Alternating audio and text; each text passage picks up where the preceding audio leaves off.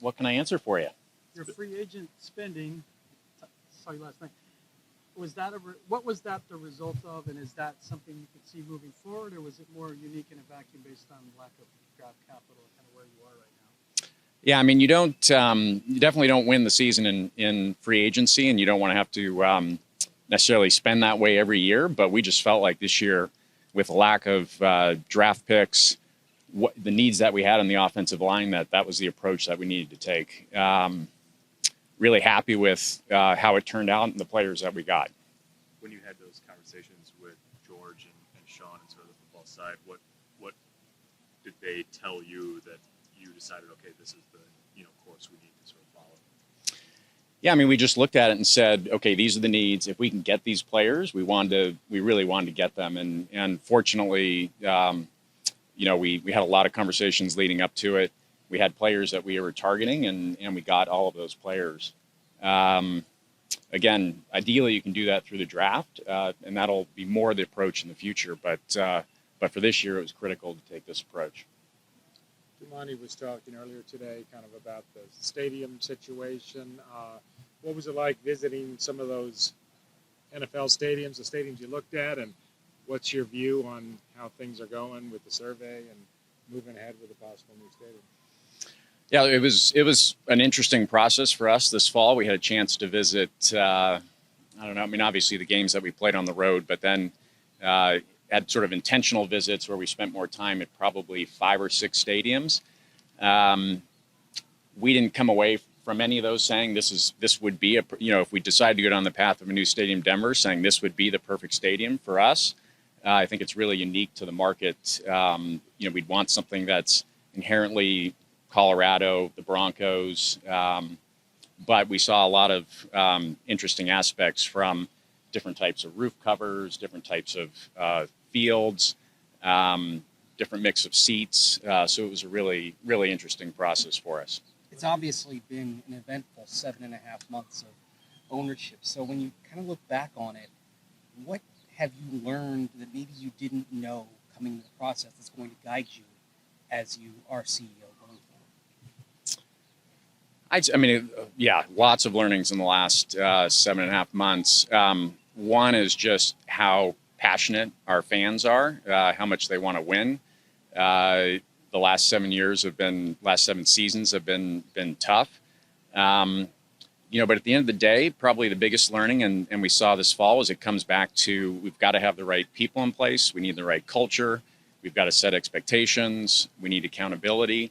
And I think with hiring Sean Payton, we're teed up to be a very different team next year. A couple months in, what have you just enjoyed about the process of working with Sean more closely now that he's been on for a couple months? He immediately set a different tone coming into the building. I think as a head coach, probably the most important thing you do is the staff that you hire. And right away, he came in and he's built a staff that's diverse, and I mean diverse across multiple dimensions. It's age. I mean, you got everybody from Paul Westhoff and the type of experience he has to Davis Webb. Diverse backgrounds from different coaching trees, perspectives, all that, and that's probably been the most impressive thing. Last year, this time, the expectations were huge because of Russell Wilson's acquisition. What is realistic for you now with a new coach and just kind of a dramatic roster turnover? For me, the expectation and Rob and Kerry and the rest of our ownership group is around the right process and the right approach and the right culture. It's not necessarily around we have an expectation of X number of wins or Y number of wins. And one thing that we're really confident in is that we're going to take the right approach, and we will have the right expectations of our staff and our players. Greg, what was your reaction to that NFLPA survey, especially when it was, I guess, maybe not the best grades in some of the nutrition areas? I thought it was helpful, to see that for the first time, and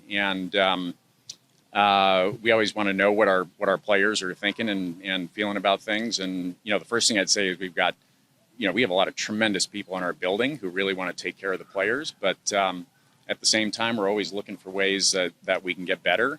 And there's some things that came up in the survey that were helpful, and we're focused on improving.